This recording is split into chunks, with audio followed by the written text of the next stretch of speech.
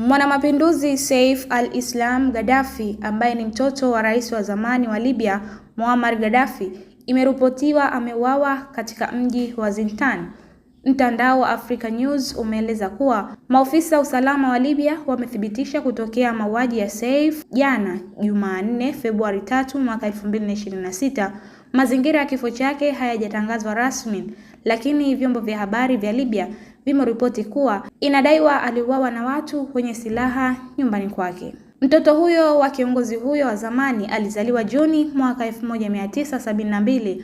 Alipata shahada ya uzamivu yaani PhD katika chuo kikuu cha London School of Economics na alitambulika kama sura ya mageuzi ya utawala wa Gaddafi. Rais huyo wa zamani Muammar Gaddafi alipinduliwa madarakani mwaka 2011 kupitia uasi wa wananchi ulioungwa mkono na majeshi ya NATO baada ya kutawala kwa zaidi ya miaka 40. Aliuawa mwaka huo huo katikati ya mapigano yaliyoibuka ambayo baadaye yaligeuka kuwa vita vya wenyewe kwa wenyewe. Miaka ya hivi karibuni Saif alikamatwa alipokuwa akijaribu kukimbilia nchini Niger. Hata hivyo, wanamgambo walimwachilia huru Juni 2017 na tangu wakati huo alikuwa akiishi Zintan. Mahakama ya Libya ilimhukumu kwa kosa la kuchochea vurugu na kuwaua waandamanaji na ikamhukumu adhabu ya kifo bila yeye kuwepo mahakamani mwaka 2015.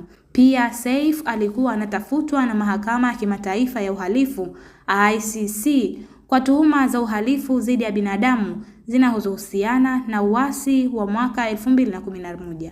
Kutoka hapa Zantime Media, mimi ni Warda Hamid. Usisahau kusubscribe, kulike, kucomment pamoja na kushare.